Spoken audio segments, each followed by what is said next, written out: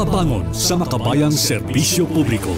Ugnayan ng Radyo Pilipinas World Service sa iba't ibang embahada ng Pilipinas upang maghatid ng impormasyon at kaalaman sa mga kalagayan ng ating mga kapwa Pinoy na naninirahan at nagtatrabaho sa iba't ibang panig ng mundo. Babangon sa makabayang serbisyo publiko para sa isang makabayang serbisyo publiko para sa overseas Filipino workers. Babangon sa makabayang serbisyo publiko kasama si Ray Sampang dito sa Radyo Pilipinas World Service. Muli po isang mapagpalang pagbati at welcome na naman po sa isa pang edisyon ng programang Babangon sa Makabayang Serbisyo Publiko. Ako po inyong lingkod, Ray Sampang. Ang programang ito ay atid sa inyo ng Radyo Pilipinas World Service. Isa po kami sa mga himpilan ng Presidential Broadcast Service Bureau of Broadcast Services sa patnugot ng Presidential Communications Office. Kami po yung nasusubaybayan sa pamamagitan ng ating Facebook Broadcast Live sa inyo po mga Facebook browser. I-type nyo lamang Radyo Pilipinas World Service. Gayun na rin po sa ating YouTube channel. Sa inyo po mga YouTube browser, type lamang Radyo Pilipinas World Service at sa ating live real-time broadcast ng ating live audio streaming. Kasama pa rin namin maglilingkod sa inyo sa mga oras na ito ang ating Babangon sa Makabayang Serbisyo Team, sa ating Master Control, ang ating mga engineers, of course, si Mr. Milo Jonela sa ating Wirecast. Kasama pa rin natin, of course, sila Hero at si Justin, at sa ating live audio streaming, nandyan pa rin si Leo, Erwin at si Jerome. At siyempre ang ating executive producer, walang iba kundi si Miss Stephanie Vicente. Alright, at bago po tayo magpatuloy, siyempre aming pong paanyayan na i-like and follow ang ating Radyo Pilipinas World Service official Facebook page. Gayon rin, paki-subscribe na rin po sa ating Radyo Pilipinas World Service YouTube channel at i-download ang ating PBS Radio app sa inyo pong mga smartphones at sa inyong mga iPhones. Ano po? Alright, at sa edisyong ito ng ating programang Babangon sa Makabayang Serbisyo Publiko, tayo ay tutungo sa bansang Kenya. Ayan. Yan naman po yung mga ngamusta tayo at kakamustahin natin ang ating Philippine Embassy sa Kenya sa pangunguna ng ating Philippine Ambassador. Walang iba kundi si Her Excellency Marie Charlotte G. Tang. And of course, makakasama rin po natin ang ating Filipino community sa Kenya, ang isang leader natin dyan po sa Filipino community natin sa Kenya, walang iba kundi si Miss Arlene Ignacio. So lahat pong yan natid namin sa inyo dito sa isa pang edisyon ng Babangon sa Makabayang Serbisyo Publiko. Unahin na ho natin, of course, narito na sa ating linya ng komunikasyon ang ating butihing ambassador to Kenya. Walang iba kundi si Her Excellency Marie Charlotte G. Tang. Ambassador Tang, magandang araw po sa inyo at welcome po sa programang Babangon sa Makabayang Serbisyo Publiko. Good morning. Magandang araw din po, Mr. Ray. Thank you po for inviting us to this interview. Kasama ko po dito si Miss Arlene Ignacio, ang isa sa ating PhilCom leader. Yes, thank you very much po, Ambassador. It's indeed a privilege and honor to have you dito sa ating programa. At magandang araw din sa ating kababayan si Miss Arlene Ignacio, ng ating Filipino community sa Kenya. Magandang araw sa iyo, Miss Ignacio. Magandang araw po, Pilipinas. Thank you very much. Ano po? All right, that is indeed it's a pleasure to have both of you sa ating programa. All right, let me start off with this question address natin kay Ambassador Tang. Ambassador Tang, how would you describe the relationship between the Philippine Embassy and the host country, which in this case is Kenya? The Philippines and Kenya have a very warm and cordial, I would say cordial and cooperative relations. 57 years na po ang ating diplomatic relations. Ang Philippine Embassy sa Kenya, nandito na po tayo for 50 years.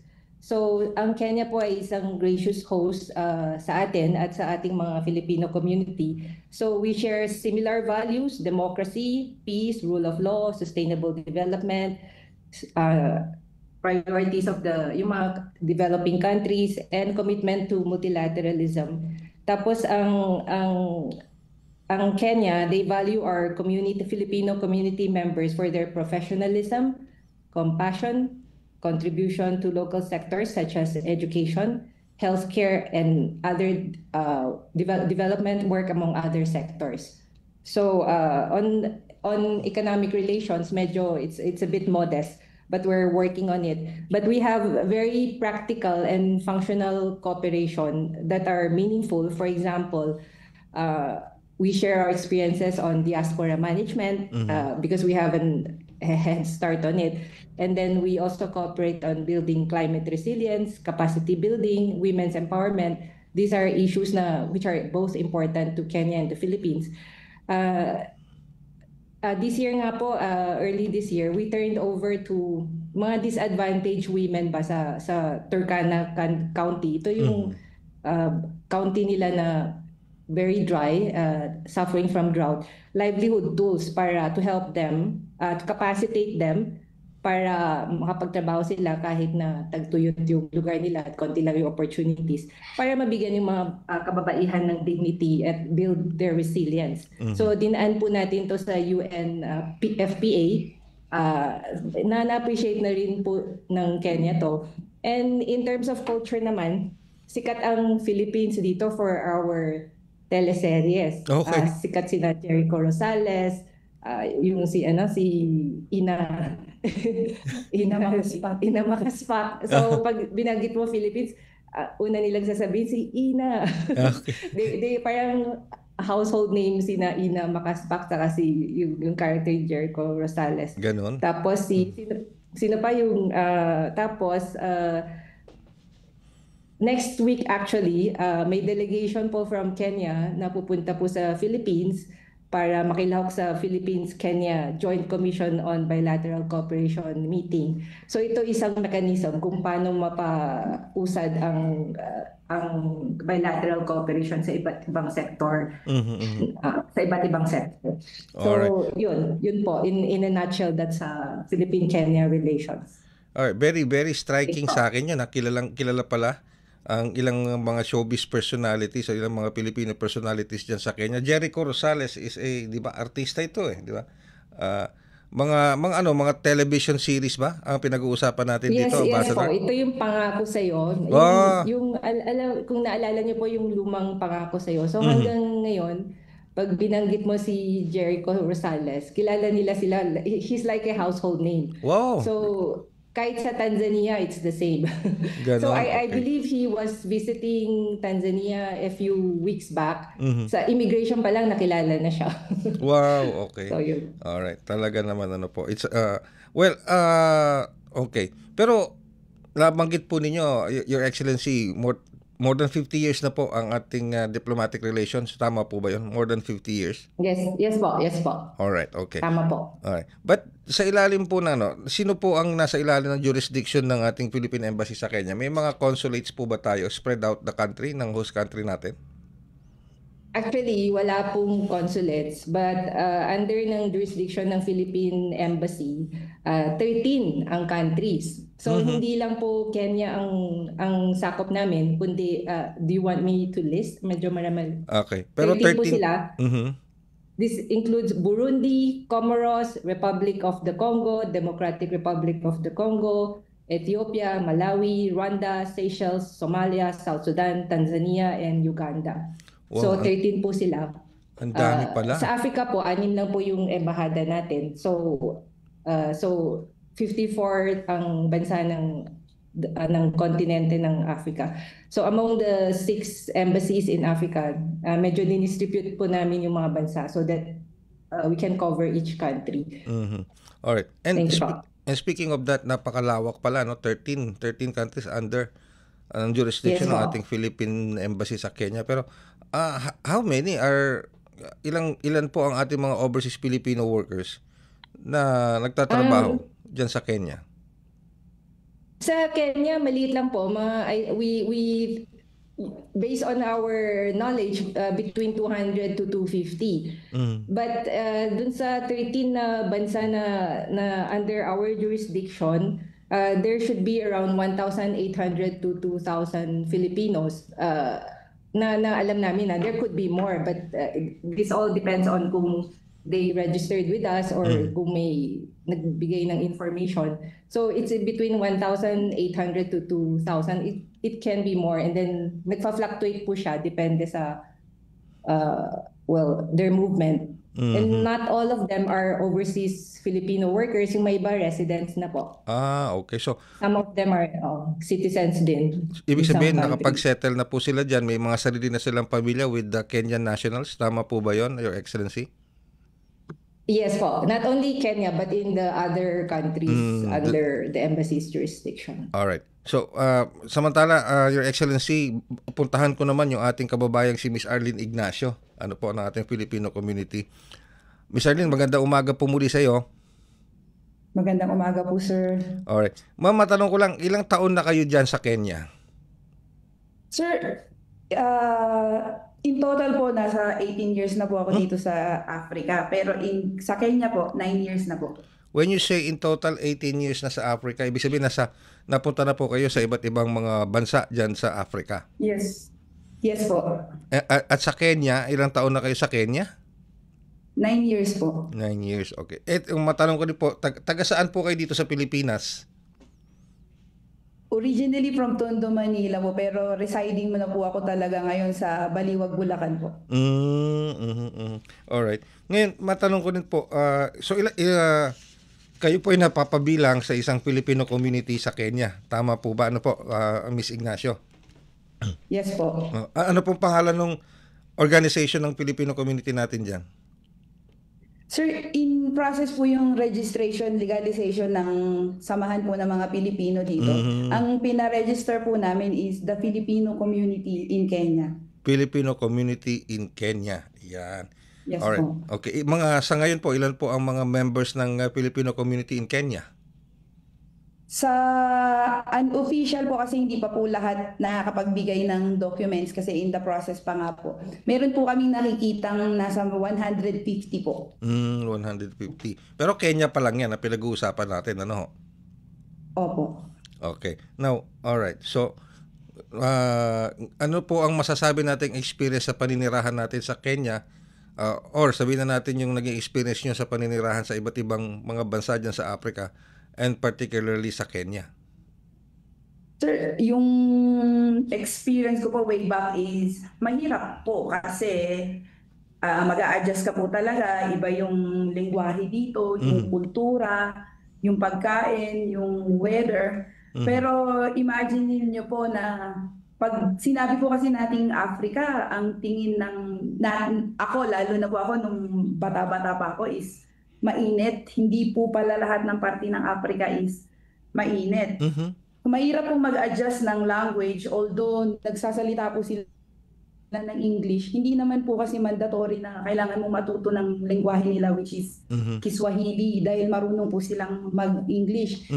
Mahirap pa rin po kasi ang bilis po nung bago ako, ang bilis po nila, para sa akin, ang bilis po nilang magsalita. Hindi ko sila maintindihan, yung accent po nila ibang-iba. Sa pagkain din po, kailangan nyo rin pong mag-adjust kasi bawat probinsya po nila, iba-iba yung staple food. Unlike us, kahit saan po tayo magpunta, kanin at ulam. Yes, dito po may lugar po dito na yung ang kanin nila is para pong saba na nilaga, tapos minash. Okay. Yun po yung kanin nila. Meron naman pong patatas. Meron din pong yung parang corn flour na tinatawag nilang ugali. Niluluto po nila yon na parang pinapakuluan siya hanggang sa maging dough. Tapos yun po yung kanin nila. Pero isang bagay po na may pagmamalaki ko sa Kenya bilang Pilipino is mababait naman po yung mga tao rito. Magalang po sila. Tapos napakaganda po ng klima dito. Depende na lang po kung nasa ang region ka ng Kenya. Natural, pag nasa coastal area ka po, kung nasa yung mga beaches, medyo mainit po talaga doon, parang Pilipinas. Pero dito po sa mismong capital, which is Nairobi, meron pong mga buwan na talagang bumababa yung temperature. From June, July, and early August po bumababa, mga 17 degrees. Na sobrang lamig na hindi ka po makakaligo kung hindi ka magpapainit ng tubig. Kaya normal lang din po sa household dito na merong mga heater kasi sobrang lamig po talaga. Okay. Sige, babalikan kita Miss Arlene, ha. Punta lang ako ulit kay Ambassador Mary Charlotte G. Tang. Ambassador, so okay. Sa ngayon po ba, ano po ba ang mga usually na encounter na problema ng ating mga kababayan diyan sa Kenya na idinudulog sa ating embahada? Thank you po sa question. But usually maganda naman po yung mga working and living conditions ng mga kababayan natin. But from time to time, may mga employment concerns like hindi tama po yung kontrata, or we need hold yung passport, or yung ba nagkakasakit, o yung meron din mga cases na matagal na po sila sa Kenya, tapos hindi na ma-renew yung visa. Wala rin silang pambayad pa uwi. So humingi sila ng mga repatriation funds, which we help naman. But in general, walang masyadong problema dito sa PhilCom sa Kenya. They're mostly employed in sectors katulad ng construction, accountancy, education, NGOs at international organizations po, kasi may United Nations po dito eh. So marami po sa kanila nagwo-work din for UN. So, and of course, meron din yung mga pumasok dito with the tourist visa, then kuminsan wala silang papeles, then we help them kung ano man yung problem nila, or if necessary, umuwi po sila, pinapauwi po sila. Hinihingan namin ng funds through yung DFA, yung UMWA. okay. Alright, so hindi na UMWA na ngayon. Sa office na DFA, we ask for repatriation funds. And then, fina-facilitate po namin na makauwi kung kailangan po. Alright, sa ating pong embassy sa Kenya, do we have alam ko meron tayong ATN yung Assistance to Nationals at saka yung Migrant Workers Officer. Meron po ba tayo niyan sa ating embahada? Unfortunately, wala pa po migrant office workers. Ang meron lang kami is Assistance to Nationals Officer, which is from DFA. So yung funds po, if kung hindi sila registered with the migrant workers, sa DFA po kami humingi ng funds under the Assistance to Nationals Funds. So at this point in time, as we speak, Your Excellency, wala tayong distressed Filipino under the care of the embassy, Ambassador? Depends on how you classify distress, but as of now, walang talagang distress, kundi we have some minomonitor po namin employment concerns na tinutulungan namin. Yung may isa na kulong na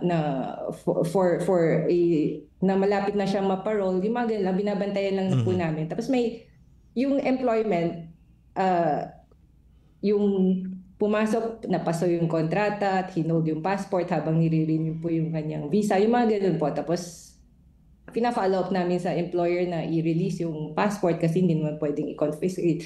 It's not very major. Okay, that's nice to hear. That's nice. But this is for Kenya.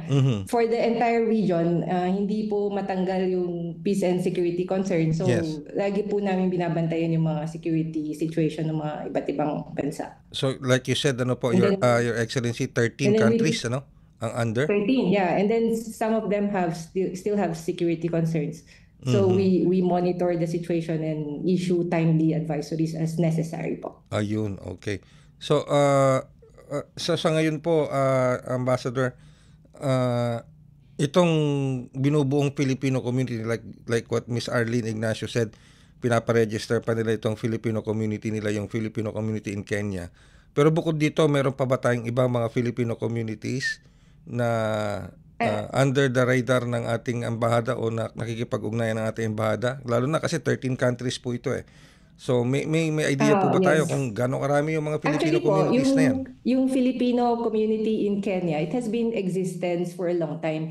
Ang sinasabi ni Miss Arlene is they will register this officially. But it has been functioning for many years now. Wow. So it's just formal registration. Doon po sa iba't ibang bansa under the embassy's jurisdiction, may sarili-sarili pong mga organizations po yan. In general, yung mga Filipino community sa Africa, they're very matatag yung mga communities nila. They help each other, they support each other, tapos marami silang activities. They make it a point to gather. For example, I was in Uganda a few weeks back. Meron silang mga sports day, na meron din po sa Kenya. So they really make a point to gather together and to support each other para hindi naman masyado pong ma-homesick yung mga kababayan natin. And makikita po ninyo na may lechon palagi. Marami pong pagkain. Yung sana susunod kong tanong, pero mahirap mag-lechon but may lechon palagi. Tapos masarap pa. Oo. Well, babalikan ko yung nasabi ni Ambassador Tang, pero punta muna ako ulit kay Miss Arlene, Your Excellency. Arlene, tulad niya nabanggit ni Ambassador Tang na marami na rin pala tayo mga Filipino communities yan, especially under the jurisdiction ng ating Philippine Embassy. So, paano po ang communication, paano ang relationship ng Filipino community, lalo na ng inyong existing na pala ito, paparegister nyo na lang, Pero, kamusta po ang nagiging communication, relationship ng Filipino community sa Kenya sa ating embahada? Very close po yung communication. Very open po yung communication. Kasi as a Filipino community leader and also a member, meron po kaming official group kung saan pwede pong i-share doon yung mga concerns, information. Kagaya po ng halimbawa po, meron pong security measures, updates, pinopost po lagi doon ng embassy representative para po mabigyan ng awareness yung mga kababayan natin dito. Usually po, Miss Arlene, ano ba ang mga inalalapit sa inyo kasi kayo isang Filipino community leader? Ano po ba usually ang mga problemang na-encounter ng inyong mga miyembro diyan sa Kenya? Actually, sir, alam nyo naman po tayong Pilipino, kahit saan po tayo dalahin, likas po sa atin yung yung bayanihan po ba? So kami po as Filipino community, kung kaya po namin i-solve yung problem within us bago po pumunta ng embassy, tinatry po namin gawa ng solusyon.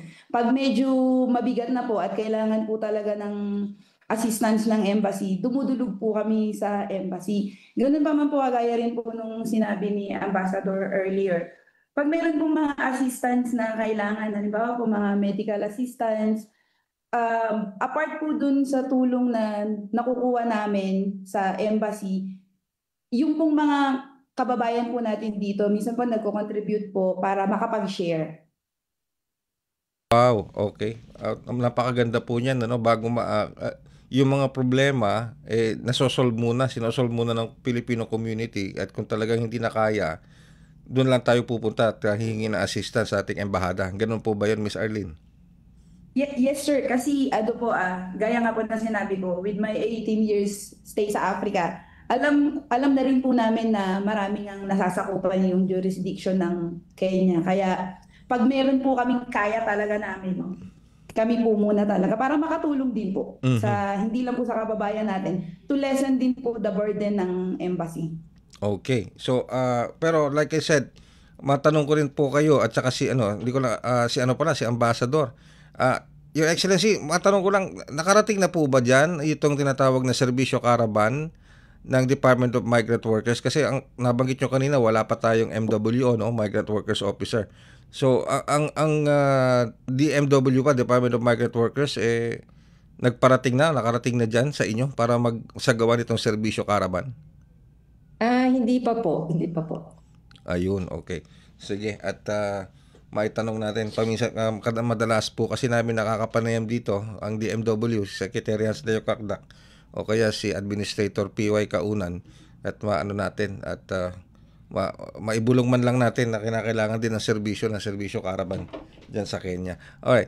Well, sa puntong ito po, Ambassador, paano po ang may mga nakalatag po ba kayong mga activities, community activities with the Filipino communities para po mas lalong ma-strengthen ang ating relationship with the Filipino community dyan sa Kenya and sa mga jurisdiction po ng embahada natin? Okay po. For immediately po, ang naka-line up for this year is yung year-end gathering with the Filipino community, yung salo-salo for Christmas or the year-end with Kenya. But sa iba't ibang countries under our jurisdiction, yung mga Filipino community, may sarili-sarili rin po silang Christmas parties or year-end parties. We have honorary consulates in Uganda, Seychelles, Rwanda, and Ethiopia. So yung mga honorary consuls po natin, they also do some activities to get together with the Filipino community. But dito sa Kenya, ang project namin in the next month is yung Christmas party or tawag year-end gathering. And then regularly po, meron din po kaming Independence Day gathering. And then may parang from time to time we do some public lectures on issues that are relevant to Filipino community, like financial literacy, yung mga pag-ibig programs, yung MP2, or with the Bureau of Treasury, yung RTBs. And then nagle-lecturing kami about a year back on Kenyan laws on women. This is for gender and development. And then meron din po kaming recently about maritime awareness, the Philippines being an archipelago, para ma-appreciate naman ng Philippines, ng mga kababayan natin kung bakit importante ang karagatan at kanyang resources at whatever security implications our seas have for the Philippines development. Ayun. So aside from that, of course, meron din po tayong regular consular outreach programs. These are for yung countries na hindi wala sa Kenya, like Tanzania, Uganda, Seychelles. Depende po sa demand. Kung humingi po sila ng demand, kung may hiningi po silang service, we try to put them all together and then we go and perform the service. And then soon, magko-continue na po tayo ipapatuloy natin yung registration for overseas voting December 1. Yeah. So we also facilitate their civic engagement by asking them to register so that makapagboto sila sa halalan ng Pilipinas. And the last one is, kung masasabi ko, yung Filipino community helps us with cultural promotion and promotion of the Philippines in Kenya. Because actually, yung Filipinos in this part of the world are our best ambassadors. When I meet an African, for example, tas nanong ko, what do you know about the Philippines? The first question that comes to mind is usually may kilala silang kasama sa trabaho na Pilipino.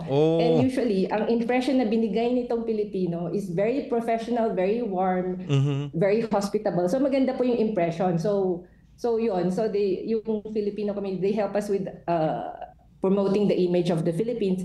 Kung may festivals, for cultural festivals, we ask their help. Yes. So magluluto din po sila. So pinopromote talaga yung kultura ng Pilipinas. So very cooperative po ang Philcom. Okay. Where they're part of the promotion of the Philippines in Africa. Alright. I would say. Okay. So very cooperative. Maganda. Babalikan ko yan. Pero Miss Arlene, matanong lang kita, tulad nga na sinabi ni Ambassador, no? Talagang katuwang ng ating embahada, ang Filipino community, pag sa ganitong klase ng mga activities. Okay?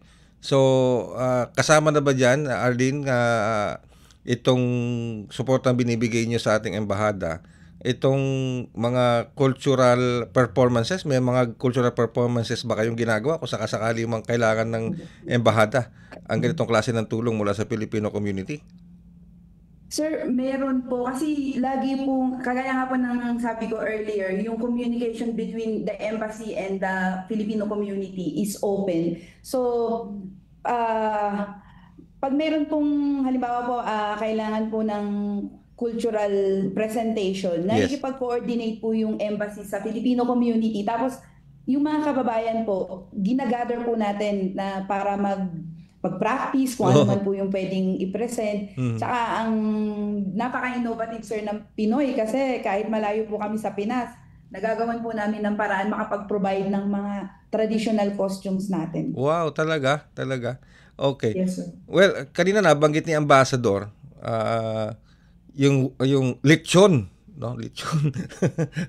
So, Ambassador, ano to? Ito ba yung binubungad natin sa mga ganitong klaseng activities, especially pagkasama na iniimbitahan natin itong mga Kenyan officials o sa mga Filipino community gatherings? For lechon para sa Filipinos lang po yun. Kasi okay. Marami rin pong Muslims. So baka ma-offend po sila pag nakita yung... Okay. So we are sensitive to the culture of the country. So yung lechon is for Filipino community gatherings lang po. So kung may guest na Kenyan, may sinama po yung Filipino na Kenyan, maintindihan na po nila yun. But yung lechon, it's mostly for Independence Day, Christmas Day, at Sports Day if ever, yung mga ganun po. Ayun. Kasi malaking trabaho po yung paglelechon. It's not easy. Anyway, sige po.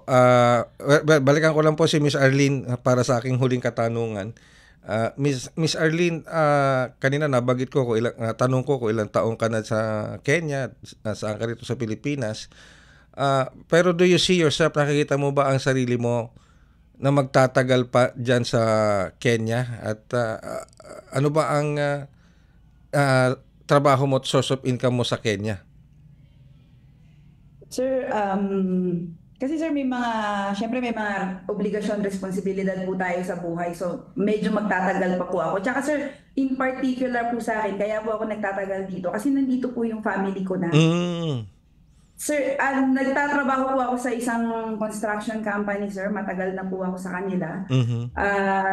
So, bali, admin finance po yung hawak ko. Kaya, okay naman. Tsaka, sir, kasi masasabi ko po na napaka-maginhawa ng buhay po namin dito.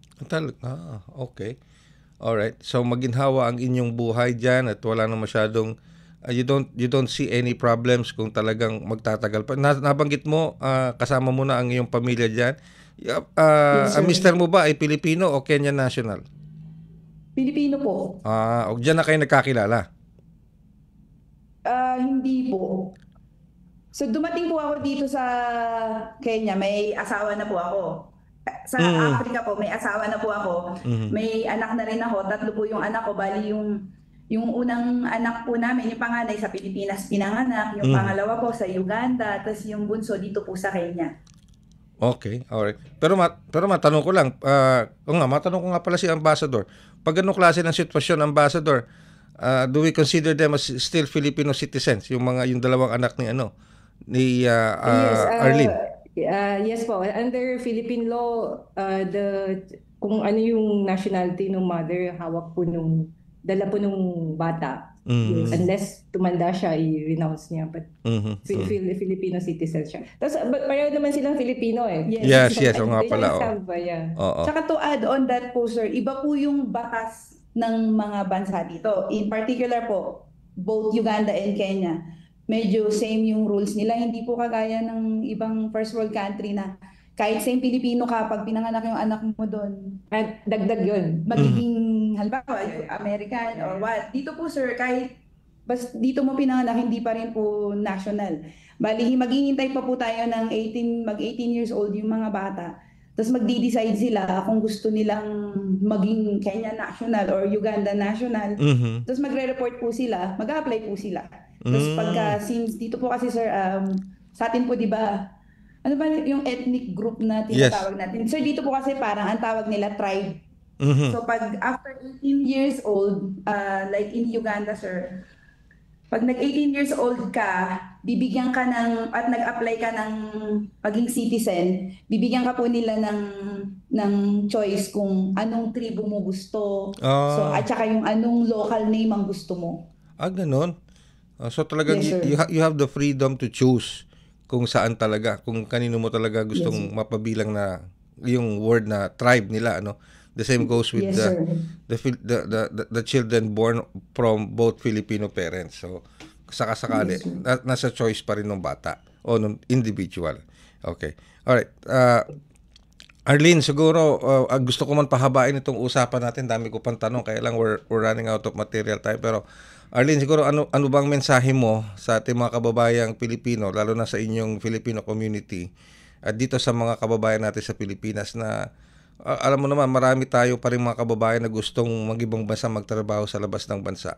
Ano ba ang iyong masasuggest, mapapayo sa kanila? Go ahead, Arlene. Sir, number one po, bilang isang Pilipino na medyo matagal na po dito sa Kenya, taos puso po ako nagpapasalamat sa Philippine Embassy sa patuloy na paggabay, tsaka po yung sa serbisyo na binibigay po nila sa amin ng mga kababayan. Sa mga embassy staff natin, nagpapasalamat ako kasi talagang yung dedication po nila sa lahat po ng embassy staff dito is cool po sila. Hindi po sila, madali po silang i-approach. Sa mga nagbabalak pong mag-abroad, pag gusto niyo po talagang mag-abroad, be optimistic. Lalo na po pag sinabing ang pupuntahan mo is Africa, bukod po dun sa research na ginagawa natin. Kasi minsan po yung balita, minsan hindi po ganun ka-accurate. Basta magbaon po ng lakas ng loob. Tsaka kung ano po yung pinunta nyo, kung trabaho po talaga. Pagdating naman po sa pagiging homesick or pangungulila, hindi po natin yan maiaalis sa atin. Kasi ako nga po, matagal na minsan naho-homesick pa rin. Bukod sa namimiss ko yung pamilya ko, mamimiss mo rin po talaga yung bansang Pilipinas. So, hindi po kayo malulungkot basta makipag-cooperate, coordinate, makipag-socialize po sa mga kababayan natin. Kasi yung mga kababayan po natin dito, sila po yung magiging pangalawang pamilya natin sa abroad.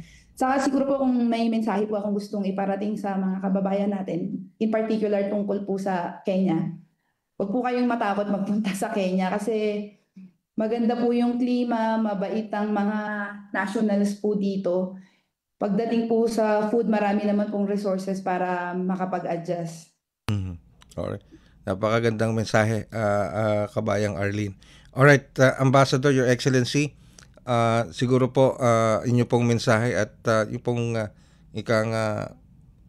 yung mga highlights na mga ginagawa ng ating embahada, lalo na pagdating sa pagbibigay ng assistance at public service sa ating mga kababayan, sa ating mga Filipino communities. And of course, yun na rin pong inyong paunawa o paalala sa mga kababayan natin na gusto ring magtungo at magtrabaho sa Kenya. Sige, thank you po. Gaya nga ng sabi ni Arlene, maging optimistic, but I will qualify it. Before you come to Kenya, make sure na tama po yung papeles nyo at may valid kayong kontrata na kung nasaan yung mga required provisions ng Philippines ay nakapaloob. Kasi kung walang kontrata o mahirap po habulin yung nag-recruit po sa kanila. So ina-advise namin yung lahat ng pupunta ng Kenya to go through the proper procedures but remain optimistic. Tapos sa embassy, ang mandato po namin na magbigay ng service sa Filipino community. So we are always ready and handa maglingkod para sa kanila. Laging bukas po ang tanggapan namin. Tapos, for the Filipino community already in East Africa, we encourage them to participate in our online mapping. Ito ay parang may QR code po so that alam po namin nasaan po sila. Kung may mangyari po man, alam namin how to reach them. And with whatever information is there, we know better what kind of service to provide them. Kunyari, anong kailangan para ma-optimize po ang service kasi malaki po yung jurisdiction namin. Tapos, encourage din po namin ng mga Filipinos to participate in community activities. Kasi sabi nga ni Arlene, it's like a second family. So, yung pagkakaisa at pagtutulungan yung bayanihan, doon mo makikita doon sa Filipino community. So, if ang embassy always ready to answer queries and to extend help, and if outreach services are needed, just send us an email and we'll see what we can do and schedule it. The Philippines and Kenya, we have very good relations. Next week, we'll have a JCBC, Joint Commission on Bilateral Cooperation. And we'll work on areas of cooperation para mapatatag ang relasyon ng dalawang bansa. Salamat po. With that, Ambassador Marie Charlotte G. Tang at kabayang Arlene Ignacio ng ating Filipino community in Kenya. Maraming salamat po sa pagpapaunlak ninyo dito sa ating programa. We appreciate your participation. Of course, we highly appreciate yung oras na ipinagkaloob nyo sa amin. And please give our best regards sa ating mga kasama, other officials and staff ng ating Philippine Embassy sa Kenya at sa ating Filipino community. Maraming salamat po, Your Excellency, Ambassador Marie Charlotte G. Tang at sa ating kababayan si Miss Arlene Ignacio ng Filipino community in Kenya. Thank you very much po. Maraming salamat din po for considering us for the interview. Thank you po. Alright, ang ating pong Philippine Embassy sa Kenya, sa panguna of course ng ating Ambassador, Her Excellency Marie Charlotte G. Tang, at ang ating Filipino community leader, si Ms. Arlene Ignacio. At tayo po ay magpipilitan ng isa pang edisyon ng Babangon sa Makabayang Serbisyo Publiko dito pa rin sa Radyo Pilipinas World Service. Ako po yung lingkod, Ray Sampang. Ingat po tayong lahat, kabayan. Babangon sa Makabayang Serbisyo Publiko. Ugnayan ng Radyo Pilipinas World Service sa iba't ibang embahada ng Pilipinas upang maghatid ng impormasyon at kaalaman sa mga kalagayan ng ating mga kapwa Pinoy na naninirahan at nagtatrabaho sa iba't ibang panig ng mundo. Babangon sa Makabayang Serbisyo Publiko para sa isang makabayang serbisyo publiko para sa overseas Filipino workers. Babangon sa Makabayang Serbisyo Publiko kasama si Ray Sampang dito sa Radyo Pilipinas World Service.